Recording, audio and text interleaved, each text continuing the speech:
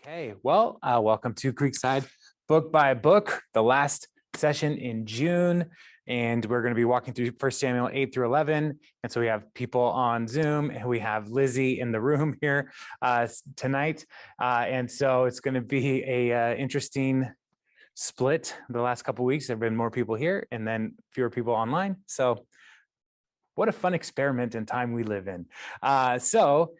This section is going to be making the switch from Samuel's story into the kingship, the monarchy. And so this is an important part of the whole narrative of 1 Samuel, because as we have been walking through, like, God's design has been to be the king of the people of Israel. He wants to be their leader. And so he's been raising up, the priests were supposed to be the primary mediators between God and the people. But then the judges would be raised up as well. They would have the Spirit of the Lord would fill them, and they would lead in seasons. And Samuel has been serving as a prophet and a judge for the people of Israel. And so it has been his leadership for the last several years after the family of Eli has collapsed. So this is going to be that transition, because Samuel is getting old, is where we jump in on this story here. So verse 1 says, when Samuel grew old, he appointed his sons as Israel's leaders. The name of his firstborn was Joel, and the name of his second was Abijah. And they served in Beersheba, but his sons did not follow his ways. They turned aside after dishonest gain and accepted bribes and perverted justice. And so as we see a pattern happening, Eli had his sons taking over, and they were supposed to be the next in line to be the high priest, but they were not honoring the Lord. And so here we have Samuel setting up a similar situation with his sons on the to serve as judges in the land, but they were also not following in Samuel's example. They were pursuing dishonest gain, and so we have these generational problems happening between one leader to the next. But the role of prophet and judge was never supposed to be never supposed to follow a hereditary line. And so it is unusual that Samuel would appoint somebody for this. And verse 4 picks up, it says, so all the elders of Israel gathered together and came to Samuel at Ramah. They said to him, you are old, which is what a great way to start the conversation. You are old. Hey, Michael, you are old. Your sons do not follow your ways. Now appoint a king to lead us, such as all the other nations have. But when they said, give us a king to lead us, this displeased Samuel. So he prayed to the Lord, and the Lord told him, listen to all the people are saying to you. It is not you they have rejected, but they have rejected me as their king, as they have done from the day I brought them up out of Egypt until this day, forsaking me and serving other gods.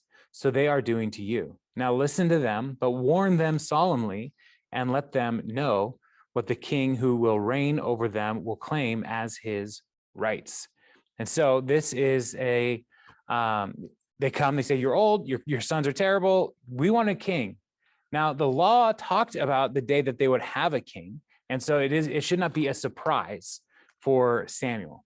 But he's heartbroken because it is a reflection of his leadership, is how he first takes it. But what God is saying, like, it's not you, they're rejecting me.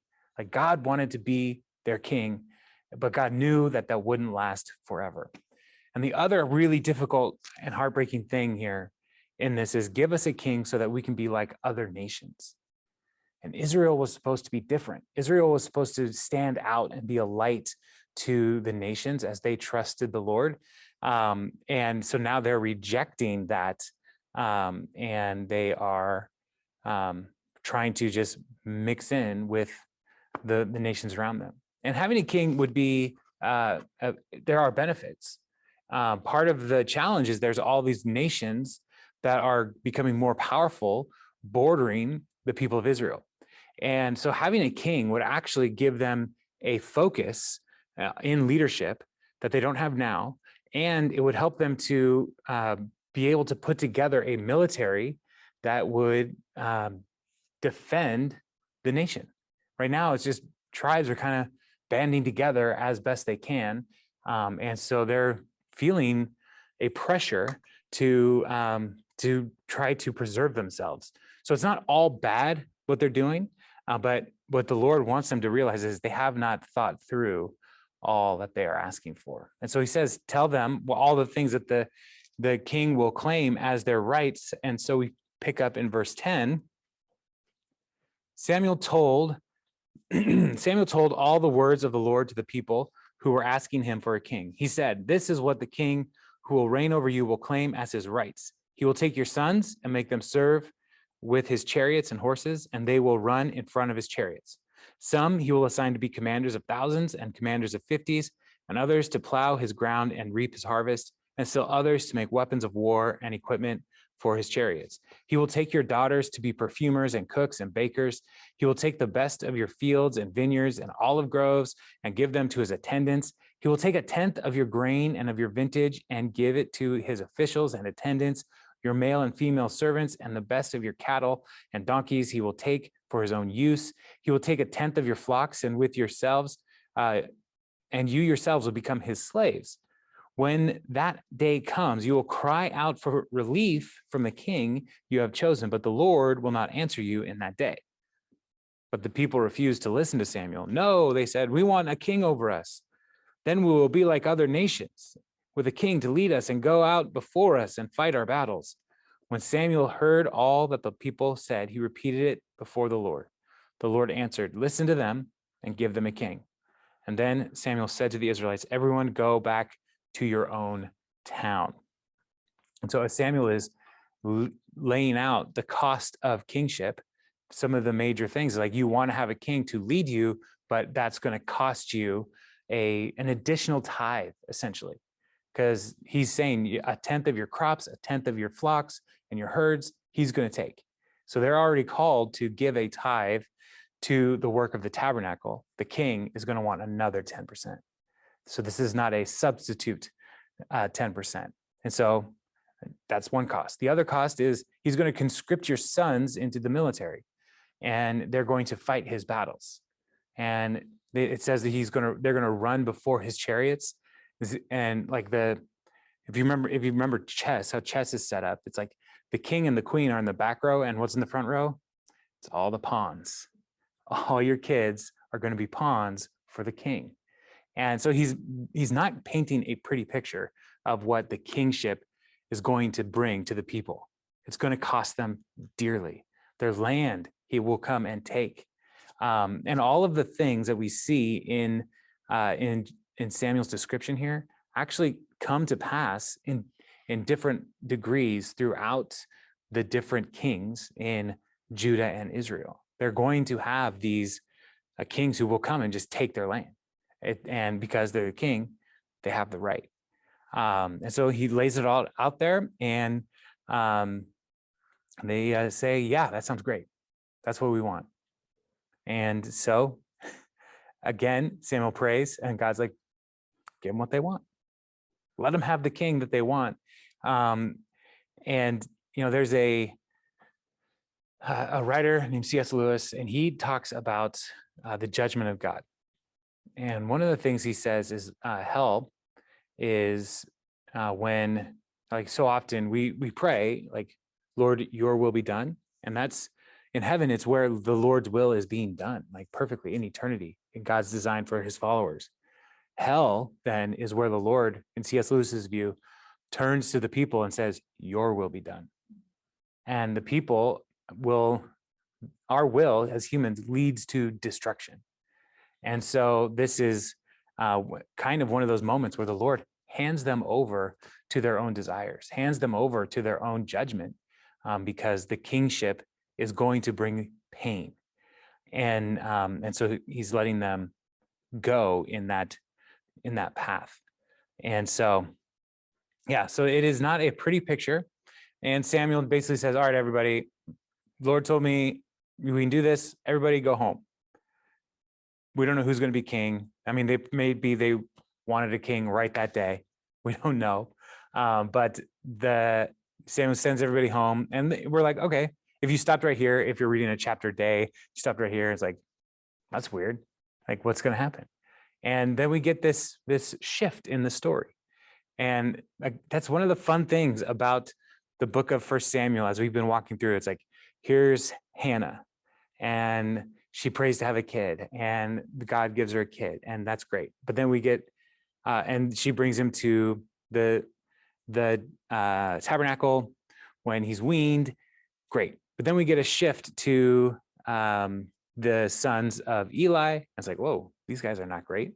And then we get a shift to the Ark of the Covenant in the Philistine control, and there's 3 chapters of the Ark just moving around between Philistines and then back to the people of Israel.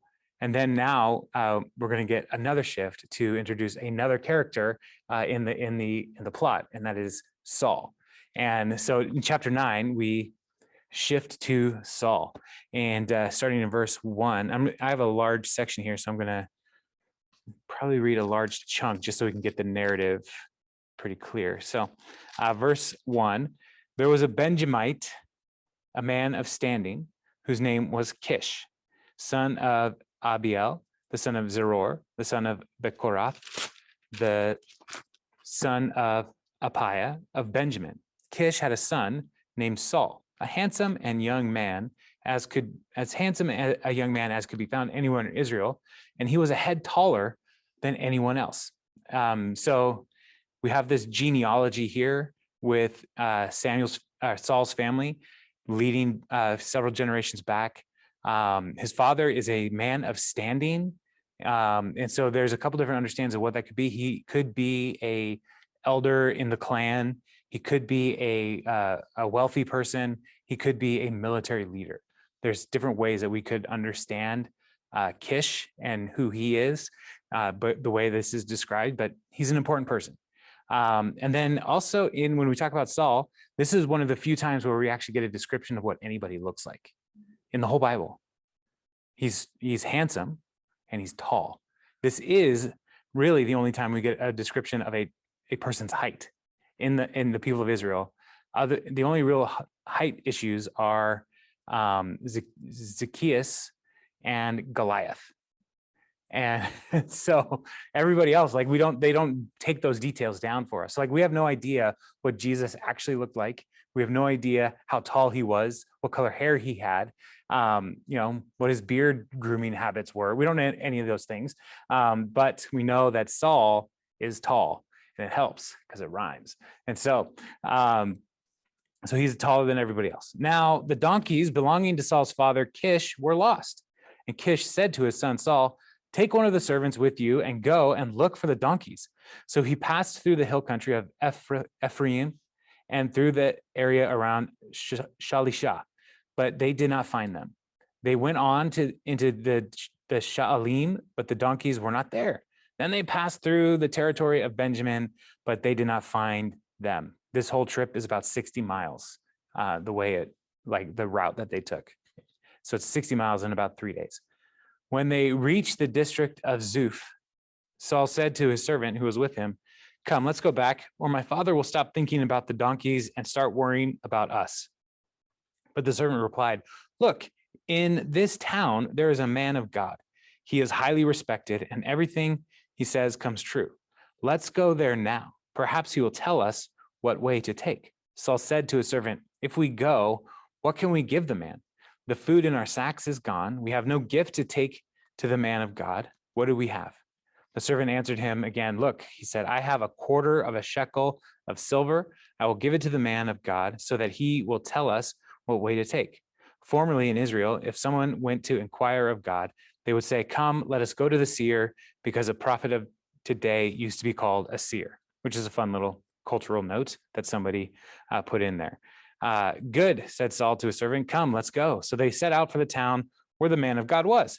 As they were going up the hill to the town, they met some young women coming out to draw water, and they asked them, "Is the seer here?" "He is," they answered. "He's ahead of you. Hurry now. He's just come to our town today, for the people have a sacrifice at the high place. As soon as you enter the town, you will find him before before he goes up to the high place to eat. The people will not begin eating until he comes, because he must bless the sacrifice. Afterward, those who are invited will eat. Go up now, and you should find him about this time." They went up to the town, and as they were entering it, there was Samuel coming toward them on his way up to the high place. All right, so there's a lot going on here, but as we're thinking through geographically, Judah is in the southern part of the kingdom, and then Benjamin is a small little tribe just north of Judah. And so it is, as we think back to the book of Judges, there was a civil war between the tribes and the tribe of Judah. And so they had almost obliterated the tribe of Judah. And so they were diminished in so many different ways. And now they're like rebuilding. And so like Saul's father is a man of standing, like they're rebuilding their wealth, their status, but they're still considered an insignificant tribe. They're also the youngest son of Jacob, the tribe of Benjamin. And so they are they're not anywhere near the top of the power structure for the people of Israel if you were going on a hereditary line. So all of these details are important for us as we think through what's going on with Benjamin. And as we look, as I was researching for this, one of the things that was pointed out by several different commentators was there are indications for us as we think about the life of Saul in this chapter, that there's things that are showing us that Saul is not the best person for the job that he's about to receive, because the king of Israel should be a shepherd. He should care for the flock. And here he is, he's looking, but he can't find these donkeys. He lost them probably, like there's all these little details that people have pointed out, like he's not good at what he's supposed to be doing. And when it comes to 3 days, he's ready to give up. Like, let's go home. We're never going to find these donkeys. And so he's not really fit to serve as a shepherd of God's flock. And so this detail of Saul's unwillingness to persevere to find the donkeys, kind of just wandering around aimlessly, contrast that with David. When we meet David, he says, like, I fought off a bear and a lion, and the Lord gave me strength. And so there's little details that are happening in this early introduction of Saul that, like, when we read about David, it should be like, oh wait, they're very different people. Saul is tall and mighty, and David is small, and Saul's armor doesn't fit him. Like, he doesn't really fit the picture of what the king should look like. When it's time to anoint David, a son of Jesse, David isn't even invited in to come to the parade of sons to bring before Samuel. Saul's impressive, David is not. And so these contrasts are important for us to think through what is going on as the writer is working through here. And another interesting tidbit here is that the servant knows about the man of God. The servant knows about the seer who's in this town. Saul has no idea. He's completely ignorant of that there's a seer here. And this is probably Ramah. Some of the commentators pointed out that this is probably Samuel's hometown. And so he may have been doing his circuit as he's walking through. And as we talked about last week, going to the different towns to judge, but now he's coming home. And there's a high place with where, later on, the high places are going to be a problem. But with the ark not in the tabernacle, there are all kinds of different struggles that the people are having with maintaining worship the way that the Lord prescribed. And so Samuel's going to make this offering here, but Saul doesn't really know anything about the seer, about a prophet. He thinks he needs to pay the man to give a word, for them, but nowhere in the Bible do God's prophets accept payment for their work. And so the only prophet that we see so far in the narrative that accepts payment for his work is Balaam. And Balaam was called by the king Balak to curse the people of Israel. And he was motivated by money. And so that's the only time we see a prophet that is named and given money like that. And so that is another interesting thing. Saul really doesn't know the things of God, doesn't know the ways of God. And so we are being introduced to his shortcomings early on, which is funny because he's a tall person. So then when they go, the servants are like, hey, I've got this quarter of a shekel, which is about a week's wages. Got a quarter of a shekel. Let's pay him this and maybe he'll take it. And so they go to the town and there's the women who say, yeah, he's here. Go and hurry up. You might find him. He's come to bless the sacrifice. And this is another just interesting note. This is the only time we ever see that phrase, bless the sacrifice. Like priests weren't really supposed to, they weren't blessing the sacrifice, they were offering the sacrifice. And so what kind of sacrifice is this? Is probably a fellowship offering that the town is having as a way of celebrating God's goodness, maybe the completion of a vow, something like that. So Samuel's there as a prophet and serving in the role of a priest, and he blesses the sacrifice. All right, so they run into each other. It's kind of one of those like moments, and when you read this, like watch a movie where it's like, wow, all of these moments are happening at just the right time. How good, what a great story. And here the Lord is coordinating the timing of all of these things to get to this moment where he's going to introduce Samuel to the king that he's going to anoint to be the first king of Israel.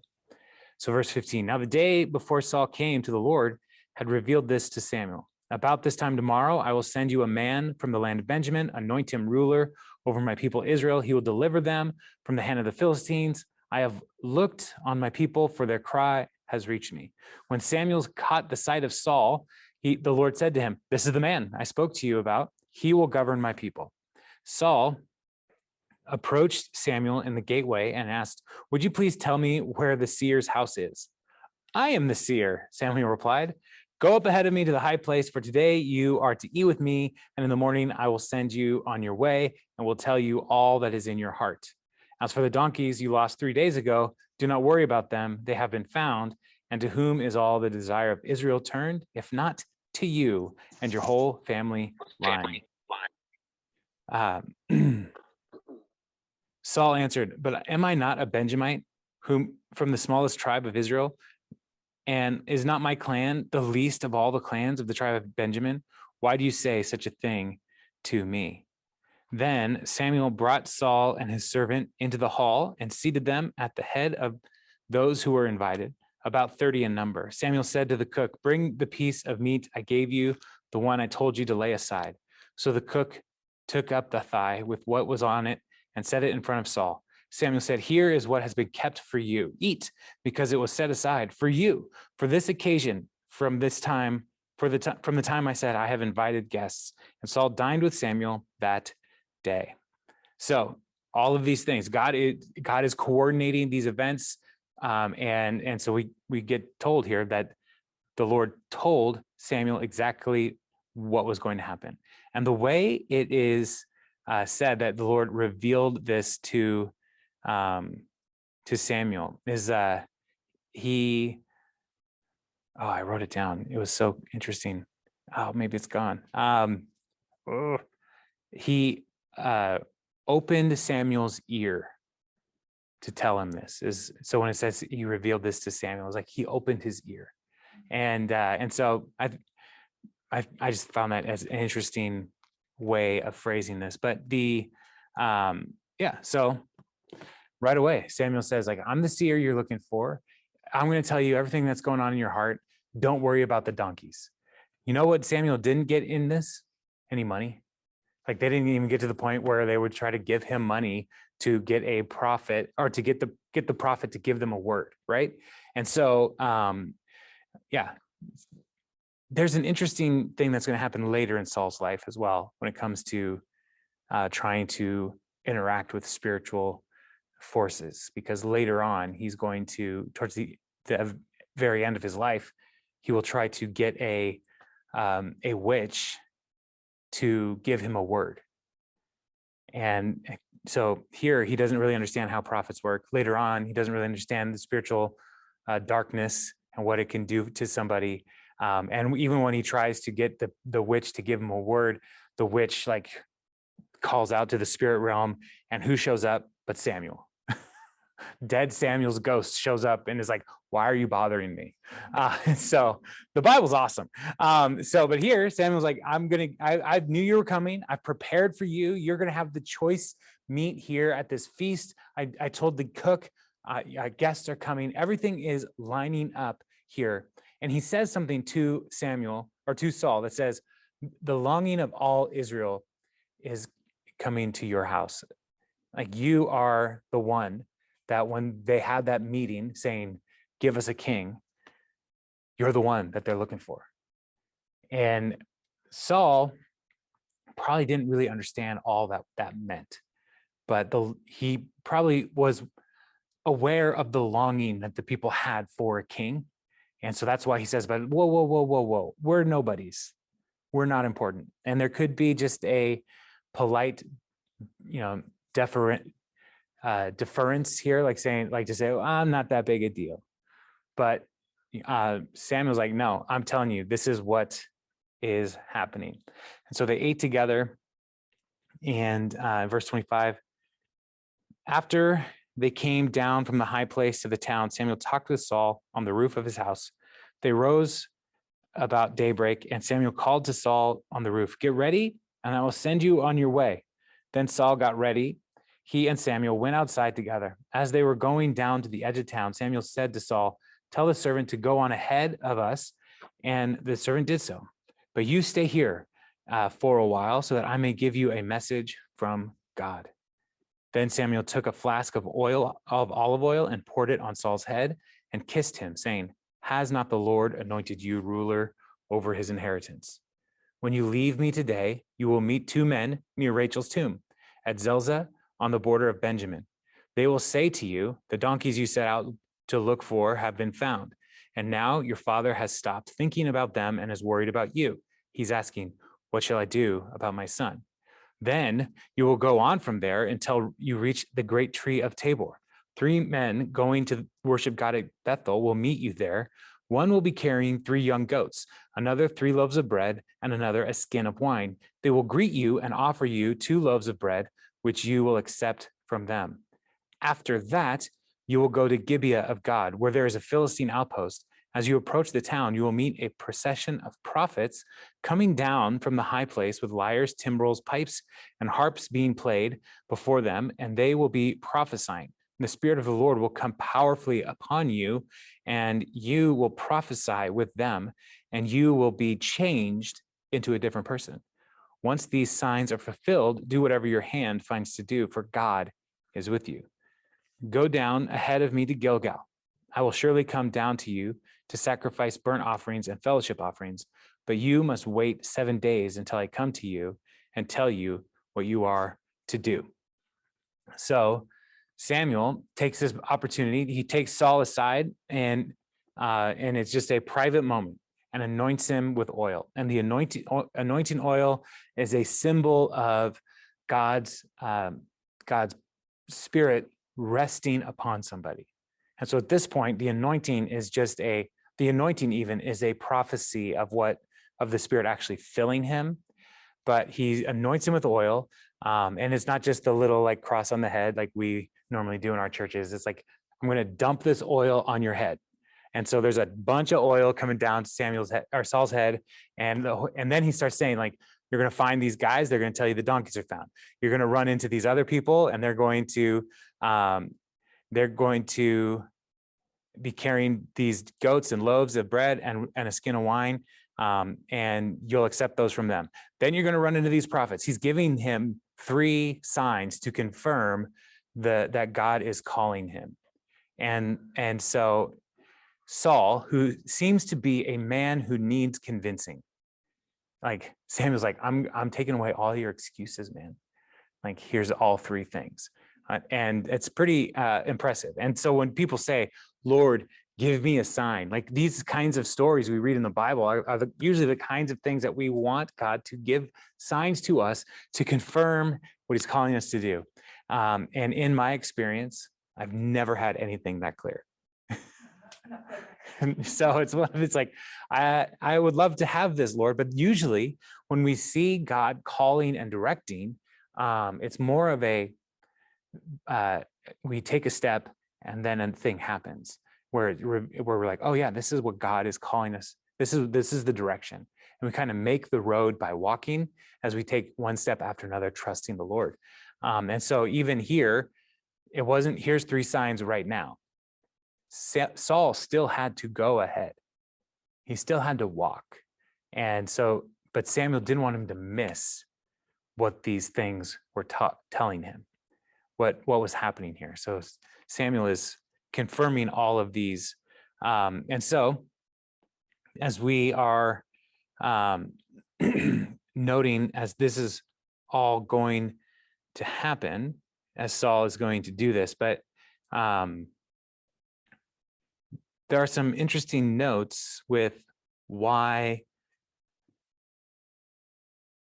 in particular with the Philistine outpost, like the call that what the Lord told Saul or Samuel is that God will give them a king, deliver them from the Philistines.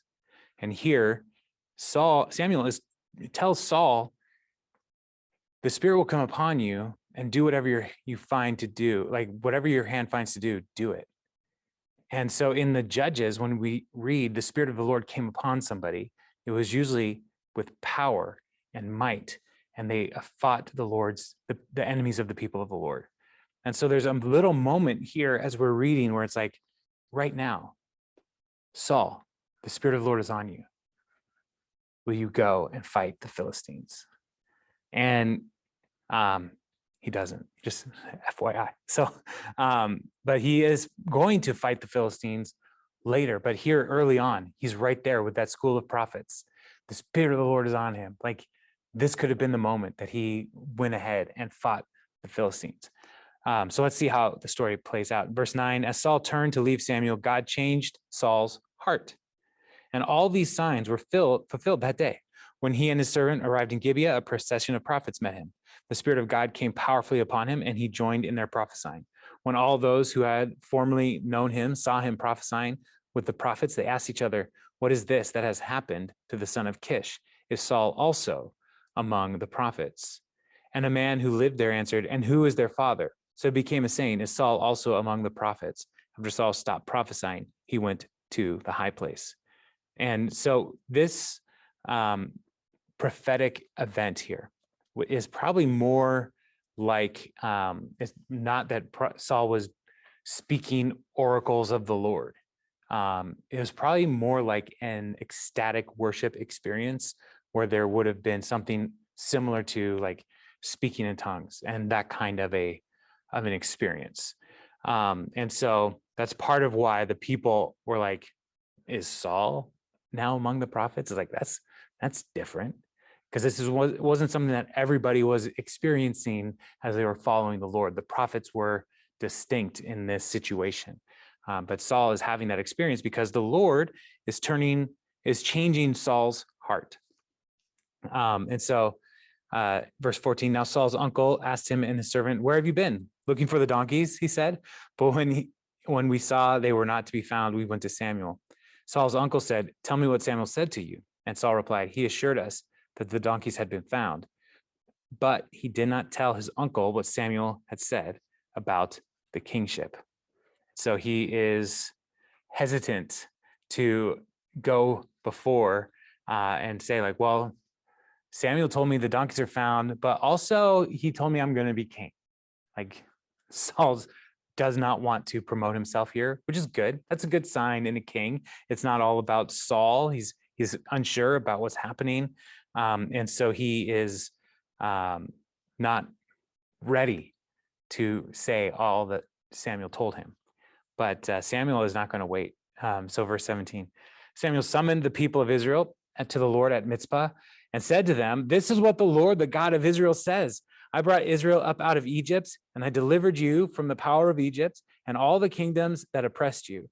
But you have now rejected your God, who saves you out of all of your disasters and calamities. And you have said, 'No, appoint a king over us.' So now present yourselves before the Lord by your tribes and your clans."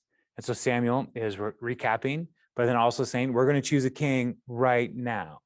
And so probably the elders of all the tribes came out, and then they would cast lots, essentially. And so that's what's going to happen as they work their way through. In verse 20, when Samuel had all the Israel come forward by tribes, the tribe of Benjamin was taken by lots. Then he brought forward the tribe of Benjamin, clan by clan, and Matri's clan was taken. Finally, Saul, son of Kish, was taken, but when they looked for him, he was not to be found. So they inquired further of the Lord, "Has the man come here yet?" And the Lord said, "Yes, he's hidden himself among the supplies." They ran and brought him out, and he stood among the people. He was a head taller than any of the others. Samuel said to all the people, "Do you see the man the Lord has chosen? There is no one like him among all the people." Then the people shouted, "Long live the king." Samuel explained to the people the rights and duties of kingship. He wrote them down on a scroll and deposited it before the Lord. Then Samuel dismissed the people to go to their own homes. Saul also went to his home in Gibeah, accompanied by valiant men whose hearts God had touched. But some scoundrels said, "How can this fellow save us?" They despised him and brought him no gifts. But Saul kept silent. And so Samuel goes, and they're going to choose the king. They do the lots. It comes to Saul, and I love the details. Saul is hiding. He is trying to remove himself from this. Like, so far we have seen he's a terrible shepherd. He doesn't understand how the prophet operates, and he does not want to be available to be chosen by lot. He does not want to do this, like, at all. The Spirit of God is on him, has filled him, and he knows that he's called and anointed, but he doesn't want to do it. But as soon as they find where he's at and they bring him out in front of everybody, the people are like, "Yes, long live the king. This is what we have longed for." And one of the challenges of leadership like this is, and we even see this in our own cultures with politicians, right, left, whatever, like, you can make any politician a Messiah type figure. It's very easy to say, no, they're the ones that we're looking for. They're the ones that we think can fix this. And so, like, with, if you remember in 2008, Obama's campaign had that poster that just said hope under it. Like, that was a powerful poster. And like, a lot of people were like, yes, he is our hope. And as soon as you start thinking that about any leader, that is dangerous. And so there are some in Israel here who are like, yes, this is the king we have wanted. Long live the king. So we have to be mindful of the power and seduction of the cult of leadership that can lead people astray. And so it happened early on in the monarchy here. And so Samuel, they do this celebration, and people are excited, but then they all just go home. Samuel dismissed the people after writing down all of the rights of the king on the scroll, and they all go home. Because, like, now it's like, well, what does a king do? Like, we want to have a king like other nations, and they've never had a king. So now what? So it's just kind of a weird thing. Like, when you get a job where, like, I remember the first day on staff at Creekside, I was, given my key, given my employee manual, and I was told to, like, read through this and stuff. And this is in Northgate. And then I was shown to my office, and then Lynn left, the person who was walking me through everything. She just left. And I was like, now what? Because it's like, I've been working for this, but I don't know anybody here. I don't know anybody at the church. I didn't know anyone. I didn't know who to call. So I just got out my church directory and started looking for people who I had met in the interview process, because I knew some of them had kids. And so I was like, I'm just going to call these folks, because I was the youth pastor, and it was a different time, and it was very weird the first day. And that's kind of what Samuel's feeling here, is like, or Saul is feeling like, well, I guess I'm going to go home and we'll see when they need a king. But there are some people who went home with him who were valiant men. So warriors went home. Like he's got some representatives of the army starting to form around him. But there were scoundrels who said, how can this fellow save us? And they were not willing to honor him with like congratulatory gifts. And this is one of the areas where we see a bit of wisdom in Saul. He kept silent. It's just, you don't have to answer all your critics. You don't have to say to people who are never going to agree with you, like, you don't have to try to convince them. And that's a pretty awesome thing.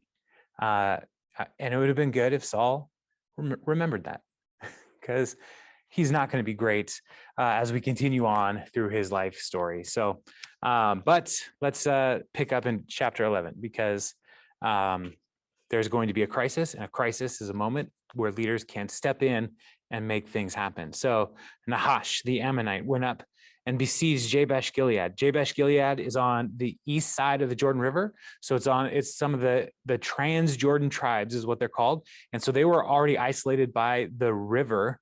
And so they are vulnerable. So Nahash comes and seizes the town. And all the men of Jabesh said to him, make a treaty with us and we will be subject to you. But Nahash, the Ammonite, replied, I will make a treaty with you only on the condition that I gouge out the right eye of every one of you, and so bring disgrace on all Israel. And this is cruel behavior, but gouging out the right eye would limit the effectiveness of these people in military. But it would not keep them from being able to produce crops, which is what the king Nahash wants. Is like, he wants peasants basically who will give him tribute. And so he doesn't want to eliminate them. He wants to use them. So the elders of Jabesh said to him, give us 7 days so that we can send messengers throughout Israel. If no one comes to rescue us, we will surrender to you. When the messengers came to Gibeah of Saul and reported these terms to the people, they all wept aloud. Just then, Saul was returning from the fields behind his oxen, and he asked, what is wrong with everyone? Why are they weeping? Then they repeated to him what the men of Jabesh had said. When Saul heard their words, the Spirit of God came powerfully upon him, and he burned with anger. He took a pair of oxen, cut them into pieces, and sent the pieces by messengers throughout Israel, proclaiming, this is what will be done to the oxen of anyone who does not follow Saul and Samuel. Then the terror of the Lord fell on the people, and they came out together as one. When Saul mustered them at Bezek, the men of Israel numbered 300,000, and those of Judah 30,000. And so the men of Jabesh say, hey, we will give us time. Let's see if anybody cares about us on the other side of the Jordan. And Nahash is like, yeah, fine, whatever. You're out here by yourself. He doesn't seem to think that there will be any threat coming from the tribes of Israel. So they send it out, and when Saul hears about it, he cuts that oxen into 12 sections and sends to all the tribes. And that should remind us of a story in Judges where the Levite cut up, another brutal story. The Levite's concubine was essentially murdered and raped and murdered by the people of this one town. And when he got home, he cut up the concubine and sent her pieces to all of the tribes as like a warning to them to say, we need to avenge them. And this is what led to the war against Benjamin. So this is now a person in Benjamin cutting up the oxen, saying, hey, we need to make this right. Our brothers on the other side of the Jordan are in danger, and we need to go and fight and defend them. And so the numbers here, 30,000 or 300,000 men from Israel and 30,000 from Judah. Now, that is just an interesting note in this section to point out a division between Israel and Judah, because right now they're just one kingdom, but later, after Solomon dies, they will divide between Israel and Judah. And so this is probably a forward look from an editor at some point as they're compiling this, to say, like, there's already division between Judah and the tribes, just saying, like, this is a trend. And so they all come together, they're ready to fight. Verse 9, then the messengers who had come, they told the messengers who had come, say to the men of Jabesh Gilead, by the time the sun is hot tomorrow, you will be rescued. When the messengers went and reported this to the men of Jabesh, they were elated. They said to the Ammonites, tomorrow we will surrender to you, and you can do to us whatever you like. The next day, Saul separated his men into 3 divisions. During the last watch of the night, they broke into the camp of the Ammonites and slaughtered them until the heat of the day. Those who survived were scattered so that no 2 of them were left together. Now, so they tell the messengers, go back and tell them we're here. But the people of Jabesh are excited because, like, all right, we have defenders. So they tell the Ammonites, don't worry about us. We're surrendering to you, which is a little bit of trickery happening here, because the Ammonites believe that they're going to surrender. They were probably not on a super high guard and not really taking seriously the possibility that they would have to defend themselves or even fight against the people of Jabesh Gilead. And so they're probably a pretty slack group. And so when dawn comes, the forces that Saul has mustered go and they wipe out the army of the Ammonites. And so it's a quick battle. By afternoon, the people of Jabesh Gilead are completely rescued. So Saul, who does not want to be king, is not really, like, taking his job seriously earlier in the passage that we are reading tonight. Now he is leading the army. He leads to a victory. Things are looking really good for Saul. And so in verse 12, the people then said to Samuel, who was it that asked, shall Saul reign over us? Turn those men over to us so that we may put them to death. So they're like, those people, those scoundrels who said, Saul, no way, let's kill him. But Saul said, no one will be put to death today, for this day the Lord has rescued Israel. Then Samuel said to the people, come, let us go to Gilgal, and there renew the kingship. So all the people went to Gilgal and made Saul king in the presence of the Lord. There they sacrificed fellowship offerings before the Lord, and Saul and all the Israelites held a great celebration. So, the people are now on board with Saul. Look at what he has done for us. And Saul is deferring, which is good. Like, the Lord fought for us. The Lord is the one who rescued us. But Saul is still the anointed king. And so they go and they renew the kingship.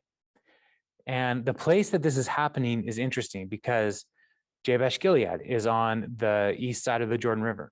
Gilead is where, or Gilgal is where the people of Israel under Joshua's leadership crossed from the east to the west. It was at Gilgal.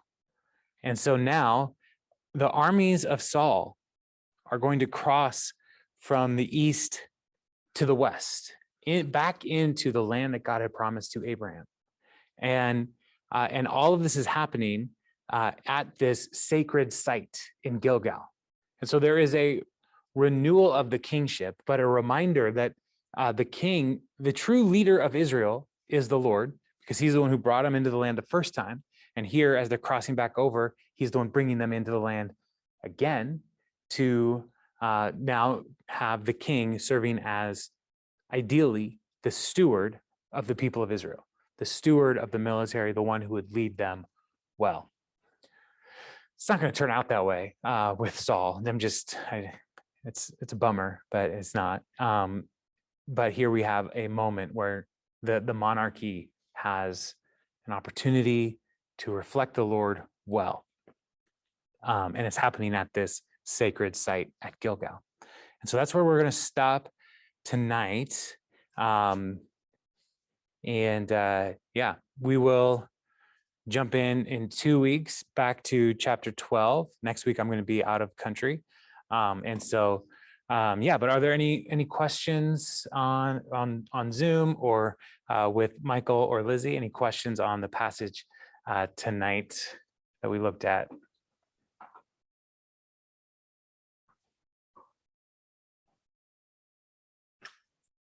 All right, cool. Just got it all squared away real easy. Cool.